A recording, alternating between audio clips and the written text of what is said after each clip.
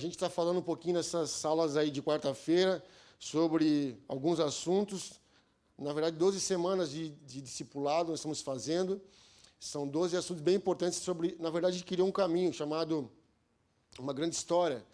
E nessa grande história são 12 assuntos importantes, como se fosse um trilho que você vai caminhar de discipulado, de aprendizado, de fundamentação.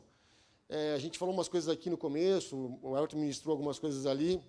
Para nós, para mim, é um desafio ensinar, às vezes, porque a gente vem de a gente tende a querer fazer às vezes, um culto mais na alma, né, mais espontâneo e tal. Mas eu entendo uma coisa, vocês, quem sabe hoje não entendam tanto isso, mas eu creio muito no avivamento nessa nação, você sabe disso, eu sou um defensor do avivamento, e avivamento tem algumas definições variadas, e às vezes avivamento não é o que nós chamamos de triunfalismo. O que é um triunfalismo? É que você pensa assim, ó, cara, vai acontecer e pronto, e Deus vai descer do jeito dele, como se nós não tivéssemos nenhuma responsabilidade. Então a gente crê assim, ó, o Espírito Santo vai descer no culto de sábado à noite e vai fazer o que ele quiser, e nós viemos com esse sentimento de que Deus vai fazer alguma coisa e de que nós não temos participação nisso, de que nós não temos que fazer nada, de que ele vai abalar os céus, as coisas, o céu vai descer e vai ser tremendo. Só que avivamento, quando a gente entende um pouco de avivamento, entende que é uma construção de entendimento das coisas. A gente tinha um texto, uma frase que eu quero ler com você. Eu pretendo ser rápido, mas tem uma frase que diz assim, do Tozer, que é um teólogo muito famoso, e ele fala assim,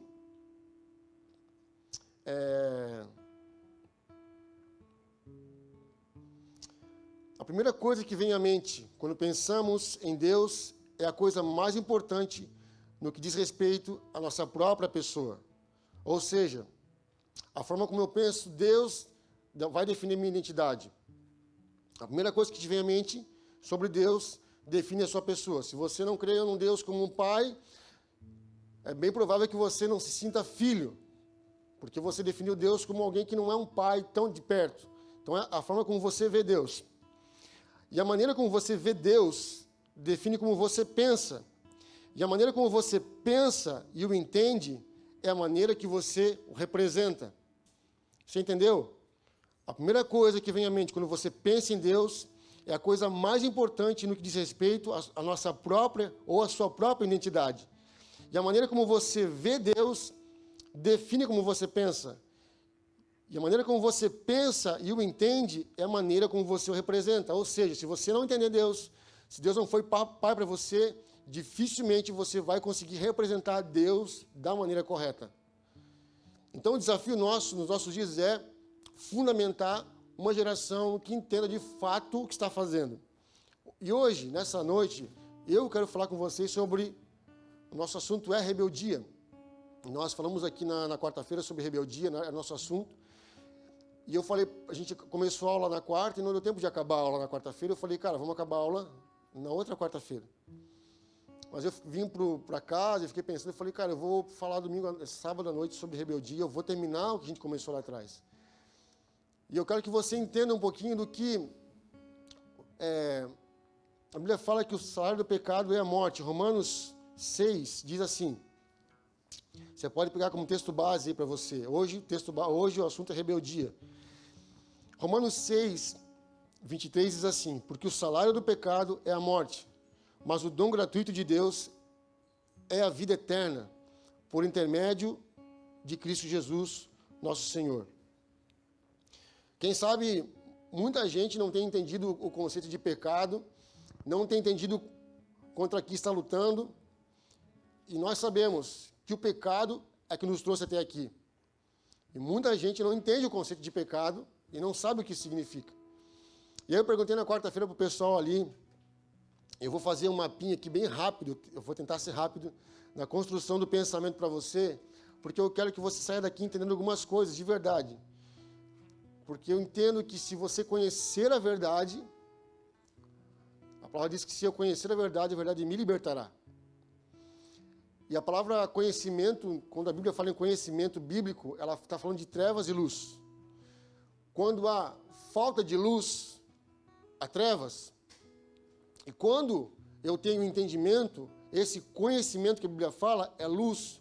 Ou seja, as áreas da minha vida em que não há conhecimento são áreas de trevas.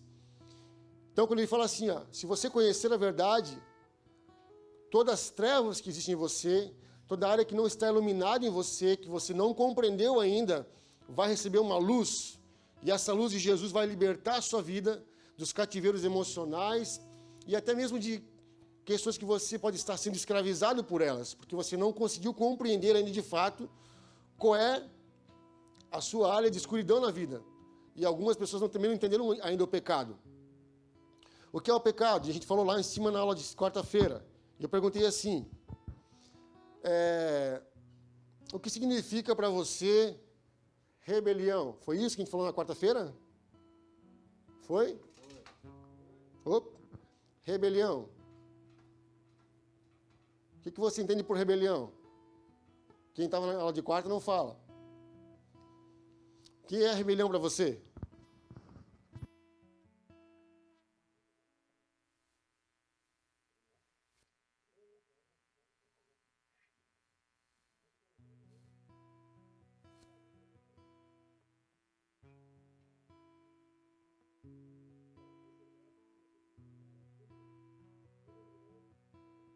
Rebelião, por definição, é independência. Dependência. Então, ou seja, o que aconteceu no Jardim do Éden? Eles estavam andando com Deus, tinham tudo ao seu dispor, tinham acesso a todas as coisas, e de repente, do nada, eles são tentados a fazer uma coisa. Tentados ao quê? Qual foi a tentação que a serpente colocou? Olha, se você comer daquela árvore, você passa a ter conhecimento igual ao Senhor.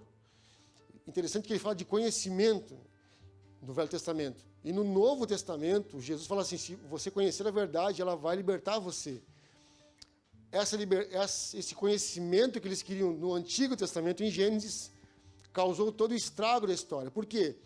Porque eles achavam que conhecer a Deus fazia parte, se eu comer daquela árvore, eu passo a ter conhecimento do bem e do mal, e eu me torno igual ao Senhor, e eu vou ser o quê? Eu me torno independente. A rebelião começou o quê? Com um sentimento de Lúcifer do quê? De ser independente, de receber adoração. E a nossa rebelião nos nossos dias é tentar ser independente. Hoje a cultura dos nossos dias, por exemplo, a gente fala muito sobre o coaching, né, no Brasil. E o coaching, ele tem um lado bom, mas tem um lado ruim. Qual é o lado ruim do ser coaching? Porque ele fala assim, ó, você consegue, você pode, você merece, você é o cara, você é digno. E ele começa a colocar que você consegue chegar em qualquer lugar, porque você é o cara. Você pode ser independente, não se importe com o que os outros falem. Viva a sua vida, seja livre, seja o que você quiser. Essa é a grande massa hoje das pessoas que estão falando isso, você pode fazer, você consegue chegar. E não tem nada de errado com isso. O problema é que ele está dizendo que você pode fazer. E lá no final da pregação eu vou dizer que nós podemos fazer sim, mas não do jeito que o mundo está dizendo que a gente pode fazer. Por quê? Qual foi a maior artimanha satânica de Satanás? Aliás, satânica, né? Dele. Dizer o quê? Você pode fazer, você pode comer. E você pode? Pode. Mas Deus quer que você faça?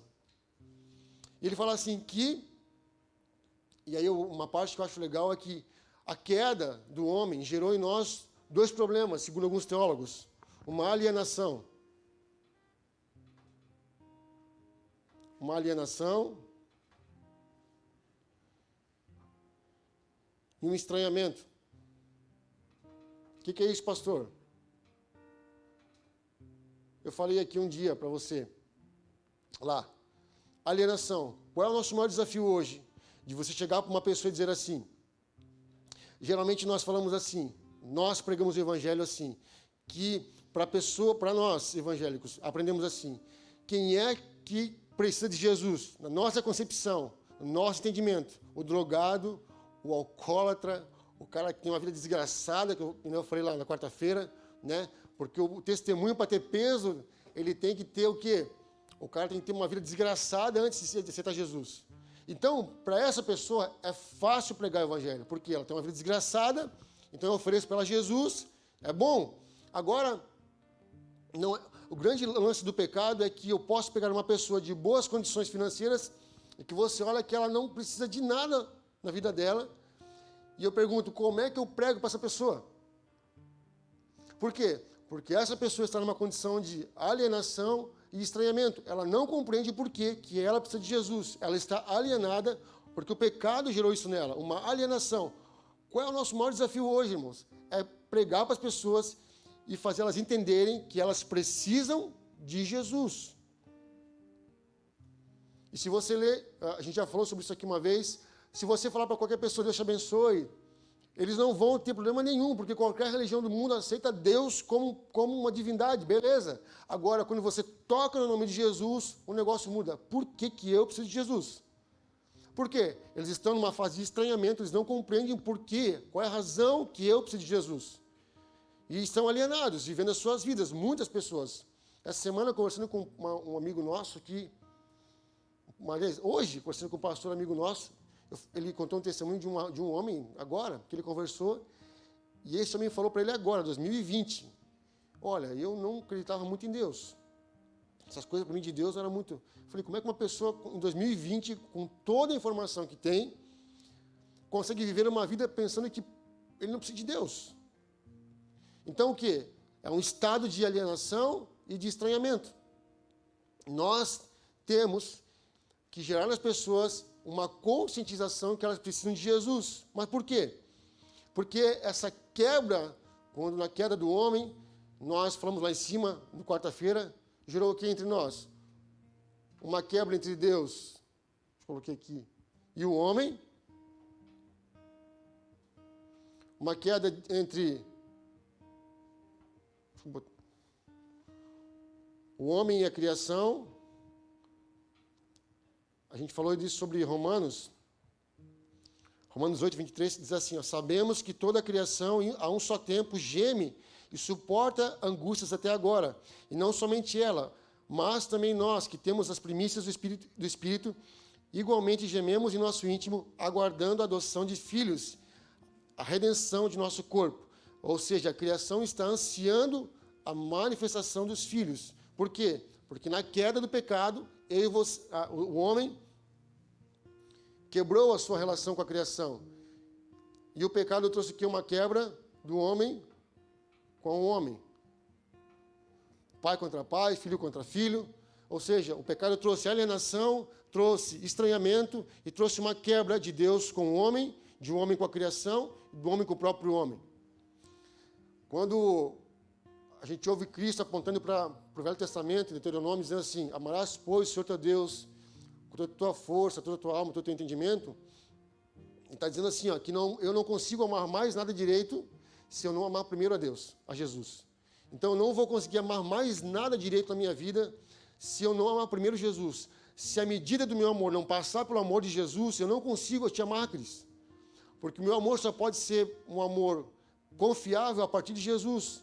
Porque eu não consigo te amar sendo você, quem sabe, um pecador, um cara que me fez o mal, a partir da minha concepção de amor.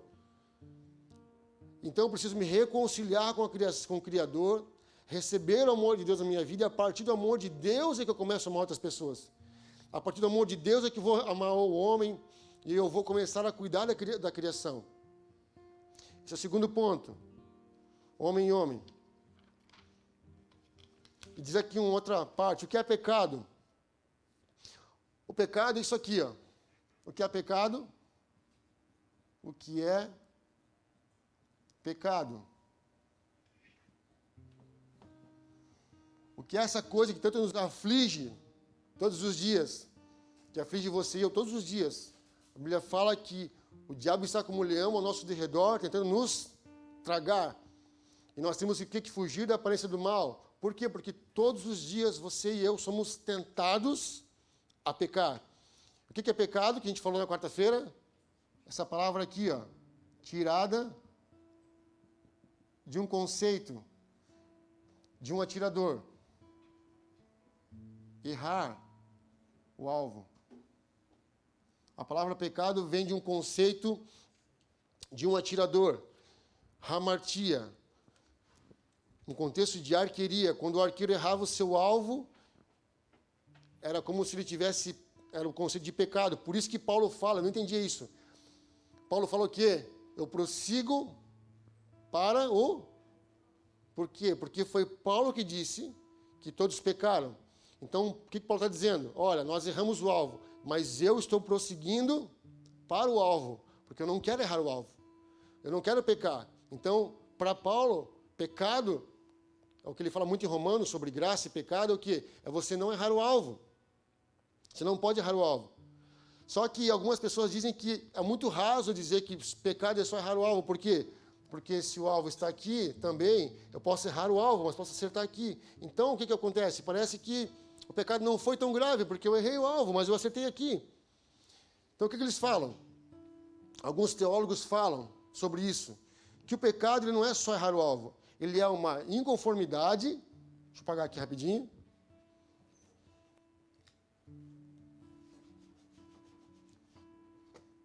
Isso aqui é o conceito de pecado, tá? Bíblico. Errar o alvo. Mas ele é uma inconformidade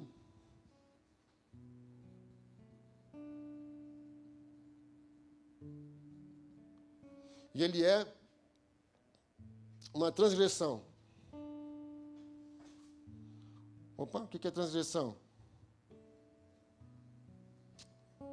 Vamos supor que você está num sinal.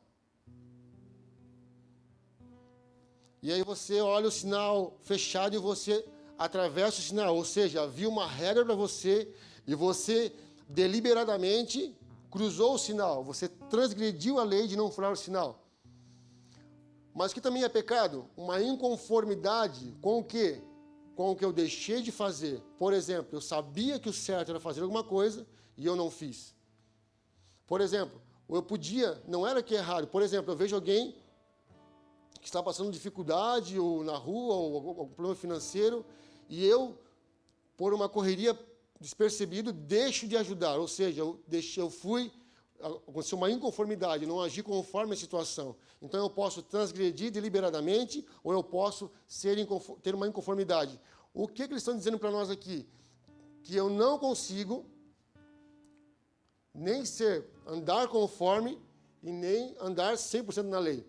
Que o pecado não é só errar o alvo, ele é estar em conformidade e em transgressão. Eu nunca consigo e nunca vou conseguir cumprir todas as coisas.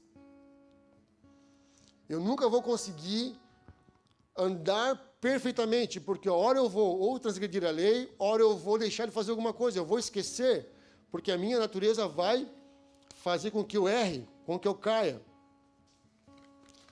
Deixa eu ver se eu acho o 4 aqui rapidinho.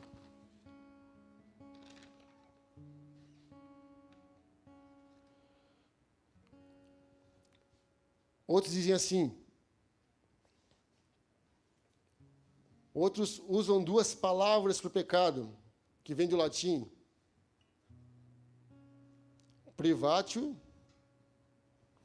e a outra negatio. O que é isso? Opa.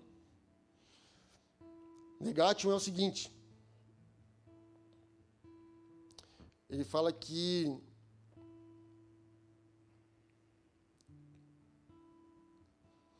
na questão, em nossa presente condição caída dos privados, somos privados de santidade e justiça. Nós nascemos numa condição corrompida, sem retidão original que Adão e Eva possuíam. Não podemos entender injustiça até que tenhamos entendimento claro do que é justiça. Ou seja, eu não posso dizer assim, até o exemplo assim, eu não posso dizer que existe um anticristo se Cristo não existir primeiro. Então, o que é o negativo? Eu não posso tentar fazer algo bom, aliás, eu não posso compreender, tentar fazer justiça, aliás, eu não posso, sem entender justiça, eu não posso cair na injustiça. Ou seja, Nós sempre vamos estar numa condição. Porque as pessoas falam assim, qual é a grande fala das pessoas fora? Por que Deus permite que o mal aconteça? E todo mundo coloca na conta de Deus o problema. Como se o mal viesse primeiro. Você entende? Tipo, as pessoas chamam... Por que o mal existe? Por que o mal é ruim? O mal existe porque o homem trouxe a condição do maligno para a terra. O homem procurou o negócio errado. Só que para mim entender que existe o mal, para eu colocar o mal numa situação de, poxa, mas Deus, poderoso, permitiu que a gente caísse no mal, não. Você está colocando o mal em primeiro lugar. O que veio primeiro foi o bem. Quem que trouxe o bem para a terra? O Senhor é bom. E quem que trouxe o mal para a terra? O homem trouxe o mal. Só que o que a gente fala? Qual é a nossa grande questionamento? Se Deus é bom, por que as coisas ruins acontecem? Nós colocamos na conta de Deus o mal, que não veio primeiro. Mas para você entender o mal, você tem que primeiro se propor a entender o bem. Só que nós, o que a gente faz? A nossa busca primeiro é no mal. Por que existe injustiça no mundo? Eu não creio nisso. Para você entender injustiça, você tem que entender primeiro justiça. Antes de haver injustiça, há justiça. Porque a justiça é como se fosse... Por que existe escuridão? A ausência de luz. Porque a luz, ela é provocada, ela chega, acabou a escuridão. Então, o nosso conceito de entender Deus, o pecado é assim. Nós estamos numa condição caída porque nós provocamos o pecado. Nós provocamos isso. Número 6 diz assim. Estou quase acabando já. É só uma ideia. Jonathan Edwards fala assim, um famoso teólogo bem importante no século passado, diz assim: mesmo se a Bíblia não afirmasse que existe um problema em nossa natureza moral, teríamos de afirmá-la com base na observação racional. Não podemos evitar a presença predominantemente do mal no mundo. O que ele quer dizer para nós? Que você não precisa ir para a Bíblia para provar que o mal existe. Eu sempre falo isso para o pessoal, cara, às vezes eu converso com os amigos que não são cristãos, eu falo assim, ó, eu não quero nem conversar com você sobre Jesus, sobre Deus. Agora, olha para você mesmo, olha para o mundo, seja sincero. Você não consegue perceber que existe mal em você e no mundo? Porque se você afirmar que existe o mal em você, que você é mal, que você é um cara que tende a pecar, você tem que entender que existe Deus também. E eu nem entro na Bíblia com ele. Fala assim, olha para você, seja sincero, você é um cara correto 100%? O que motiva o seu coração no dia a dia? Qual é a sua motivação? Qual é a motivação do mundo aí fora? Sexo, droga, prostituição, traição, é o que motiva o mundo, poder, dinheiro, brigas. O ser humano, sem citar o nome de Deus, ele busca essas coisas. 3 coisas importantes: dinheiro, sexo, que aí qualquer coisa pode ser, enfim, e poder. É o que rege a humanidade. Então, sem você citar a Bíblia, é isso que Eduardo está dizendo. Você não precisa usar a Bíblia para falar sobre isso. E quando você provoca o mal, por assim, então, por que o mal existe? Para você entender por que o mal existe, tem que entender que primeiro, antes do mal, veio o bem. Onde é que essa história de maldade começou? Não começou no Senhor. Não começou em Deus. Começou no ser humano que escolheu. E aí ele fala, Agostinho fala de uma incapacidade moral do ser humano, que eu acho que interessante. Ele usa 2 palavras importantes. Ele fala aqui que o homem nasceu com 2 percepções no jardim. A palavra peccare, do latim, e a palavra que é peccare, que significa pecar, posse de pecar. Eles tinham capacidade de pecar. Eles não tinham pecado, mas tinham capacidade de pecar. Isso que é importante saber. E a outra palavra... Opa, pulei a folha aqui que está...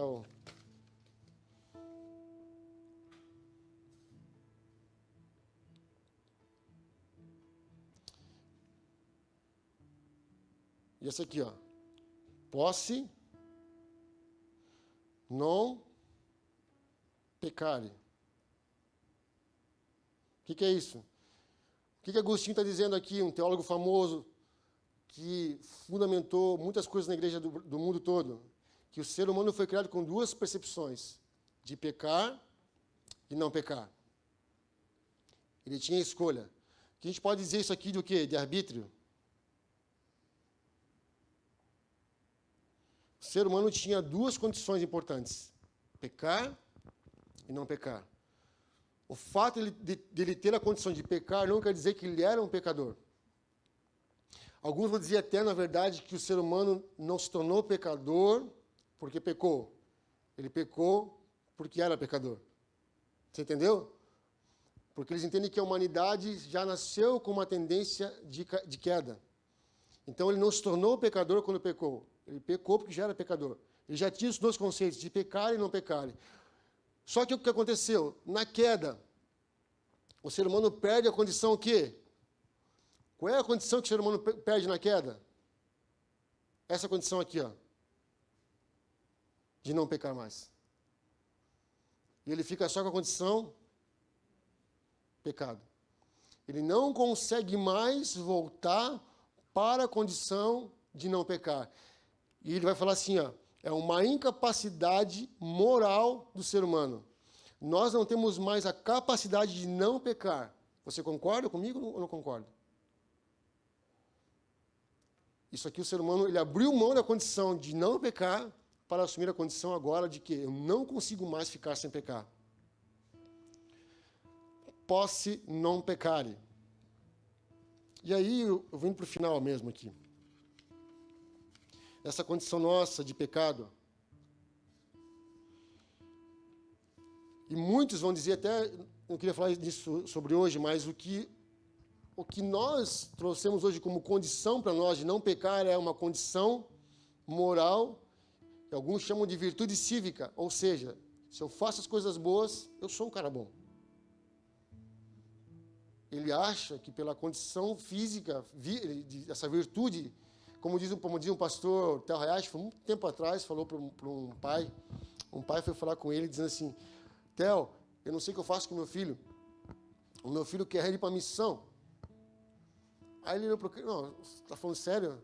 Meu filho quer ir para a missão, ele quer abrir a mão da vida dele de trabalhar, eu não lembro se engenharia, alguma coisa assim, para ir para a missão. E aí o Theo falou assim para ele assim, por que você traz o seu filho na igreja?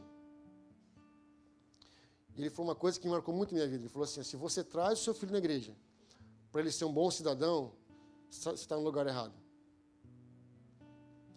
E, cara, quantos de nós estamos vindo para a igreja numa condição de sermos bons cidadãos? Ou achando que vir para a igreja nos torna bons cidadãos. Cumprimos a lei, não vamos mais para o mundo, não curtimos mais lá fora.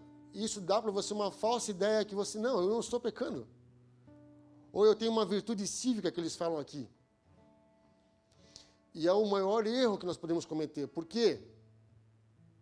Porque o lance da palavra de Deus é justamente isso, é eu entender que eu numa condição caída não consigo mais, lembra que a gente falou? Eu não consigo mais o quê? Não pecar. E quando eu reconheço isso, que eu não consigo mais não pecar, e eu caio nessa realidade da minha vida, cara, o que eu faço que eu não consigo mais não pecar? Como é que eu venço as tentações? Como é que eu paro de ceder às tentações? Como é que eu paro de, sei lá, tanta coisa?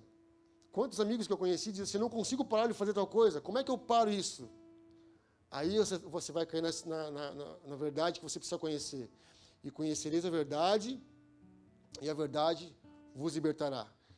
E você vai correr para um caminho só, para que eu não caia mais na tentação de não pecar e me torne agora justificado. Eu preciso de alguém para fazer isso por mim. Eu preciso de Jesus. É isso aqui que a humanidade não entende. Ela está em inconformidade, ela está numa condição de transgressão, ela está alienada, ela está num estranhamento, ela quebrou sua relação com o homem, com a criação, com o Deus, e ela está numa condição que ela não consegue mais não pecar. E por que eu não consigo mais não pecar? Porque eu preciso de alguém que não pecou para me tornar justificado. E através dessa pessoa é que eu me torno alguém agora que não vou deixar de pecar, mas alguém que vai me justificar, e vai me ajudar a não cair mais na tentação. E eu vou começar agora não mais como Paulo, eu vou diminuir as questões de errar o alvo. Não vai ser mais proposital, vai ser apenas, vão acontecer no caminho acidentes de percurso como homem de eu errar o alvo. Mas eu não vou andar errando o alvo porque eu quero, como Paulo fala. Não é porque você tem a graça agora que você vai sair por aí pecando deliberadamente. Não, posso fazer porque amanhã eu me arrependo e volto para Jesus. Não.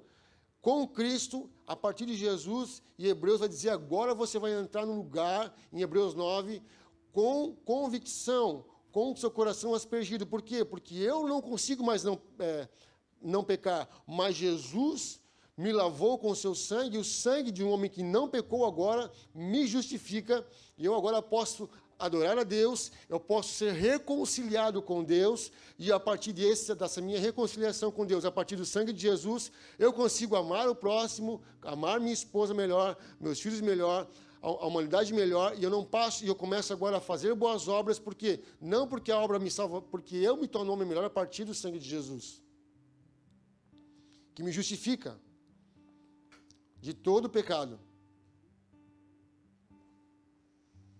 É um resumo isso aqui. Eu não sei se você me entendeu. Eu não sei se eu consegui ser claro no que eu quero comunicar para você. O que você precisa entender? Duas coisas importantes. Eu não consigo sozinho. Eu preciso de alguém.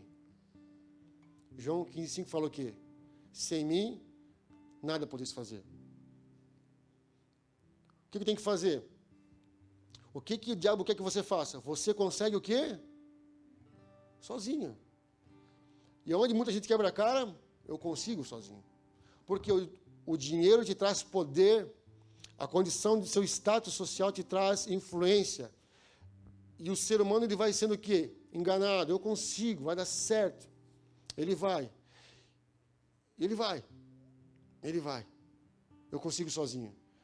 Ele está indo contra um princípio que Deus estabeleceu. Sem mim, nada podeis fazer. Você precisa voltar para esse lugar de arrependimento, se curvar diante de Jesus e dizer, eu preciso do Senhor, Jesus, na minha vida. Que contigo eu consigo todas as coisas. E isso não cabe só para fora da igreja, mas para quem está dentro também. Porque você começa a caminhar muito tempo na igreja e você acha assim, ó, eu estou de boa, eu estou na igreja, eu consigo, eu sou justificado, eu sou um cara justo, eu sou bom, eu não vou para a balada, não peco, né? Não peco, não fumo, não bebo. E eu começo sem querer achar, não, eu consigo sozinho. Não, eu posso, vai dar certo. Tomo as decisões sozinho, escolho tudo sozinho, e nós não conseguimos fazer sozinho. Nós dependemos do Espírito Santo. Para nos trazer o quê? Luz sobre as minhas áreas de trevas, que eu falei no começo, iluminar a minha vida, o Espírito Santo vai iluminar você, porque Ele é o caminho, Ele é a verdade, Ele é a vida. Como diz em Salmos, lâmpada para os meus pés é a sua palavra, vai iluminar as áreas de escuridão, eu vou sair da ignorância e vou ser liberto dessa escuridão. Por quê? Porque Ele vai me mostrar, iluminar o quê? Lâmpada para os meus pés. O que ilumina as minhas trevas? A palavra, a luz. Lâmpada para os meus pés é a sua palavra. Cara, a Bíblia ela não se contradiz em nada. Ela vai falar uma coisa aqui, que liga ali. E quando eu começo a caminhar na luz, que é Jesus, Ele ilumina minhas trevas. E essa verdade que é Jesus, que é a luz, que é o caminho. Olha só que legal. Ele é a palavra que ilumina o caminho. Ele é o caminho Ele é o caminho. E Ele é a palavra que me liberta de todas as coisas. Mas é importante você entender isso, essa questão. Eu não consigo sozinho. Eu estou numa condição de pecador para sempre. Mas, porém, se eu me arrepender dos meus pecados, se eu entender a minha condição caída, e eu entender que eu tenho um Salvador, eu posso. E eu vou dizer para vocês, jovens, uma coisa. Os dias que vão vir por aí, quando eu falei no começo de avivamento, a gente falou um pouquinho aqui, não pense a linguagem que alguns teólogos falam de triunfalismo. Eu gosto de falar essas coisas para você, essas palavras que às vezes você nunca ouviu, para você se familiarizar com ela. Quando alguém falar essas palavras, você já ouviu alguém falar. Esse triunfalismo, que vai dar tudo certo, Vamos embora. Não, tem um preço a pagar. Lembra que eu falei aqui para o pessoal, quando eu voltei do Descende, sobre isso? Grande encargo sobre o Brasil, grande responsabilidade. E Deus vai separar aqueles que são dos que não são. Foi o que Deus me falou claramente no Descende, em fevereiro. Tempos de dificuldades nós vamos passar. E nós precisamos confiar em Jesus. Pedir perdão de verdade, se arrepender dos pecados, cara, cair de joelho e buscar o Senhor constantemente. Mesmo que você seja crente ou não seja. Depender do Senhor completamente. Dependência. Eu quero contar para você um testemunho bem rápido. Depois desse testemunho, eu vou passar um vídeo e a gente vai encerrar. Hoje foi um dia, essa semana, hoje foi um dia bem difícil para mim. Tem sido desde hoje de dia. Eu não ia acabar essa palavra sem dar esse testemunho. Por quê? Porque a minha mãe fazia uma cirurgia muito séria segunda-feira. Ninguém esperava na minha família. Ela foi fazer um cateterismo essa semana, e na terça-feira, e ela, quando voltou para casa, o médico disse assim, ó, chame os seus filhos para conversar comigo no sábado de manhã, porque é urgente. Eu nem sabia o que era. E nós conversamos lá com o médico hoje de manhã, irmãos, pensa num chão que sai. Pensa num chão que sai. Pensa na sua fé sendo provada. Pensa num cara desesperado querendo chorar. Por quê? Porque se a gente for olhar para a situação humana, a gente não consegue sozinho, cara. A gente não consegue. A gente pensa que pode, mas diante do cenário que a gente vive, quando o Senhor faz só assim, ó, ele só dá um petelecozinho assim de... Quando a gente se sente independente, diz, não, cara, você depende completamente de mim. E você cai naquele estado aqui de dependência. Você já voou, né, de avião, alguns já andaram de avião, e sabe o que é andar de avião? É a maior sensação que tem de você estar completamente dependente de Deus. Quando aquele negócio sobe, fala assim, ó, meu irmão, se cair já era. O que você faz? Você ora. Porque não tem o que fazer. Não tem o que fazer. Se ele dá você começa, meu Deus do céu. Enquanto você não bota o pé no chão, você se sente o quê? Confortável na sua dependência, na sua individualidade, você não descansa. Enquanto não botar o pé no chão, o que você fala assim? Ah, quando você para, você bota... Agora sim. Por quê? Porque você está numa condição de eu agora sou suficiente, eu não vou cair mais. E andar com Jesus é isso, meu irmão. É você, a partir de amanhã, dar um passo, entrar nesse avião e decolar. Irmão, lá no céu é Ele. Ele comanda. Vai vir tempestade, vai vir o quê? Vai vir as tribulações, que são as turbulências da vida, mas você está no controle. Está dentro do avião ali, dá aquela turbulência, você vai fazer o quê? Sabe o que você faz? Sabe o que você faz só quando dá uma turbulência? Você está sentado assim, aí dá uma turbulência. O que você faz? Você levanta, você corre, você... Não, você não faz nada, você fica sentado só dizendo assim, meu Deus do céu, Jesus. E balança assim. O que você faz? Nada. Nada. Não tem o que fazer. Você só olha para baixo e fala, meu Deus, nada, você não faz nada. Andar com Jesus é assim. Andar em independência com o Senhor.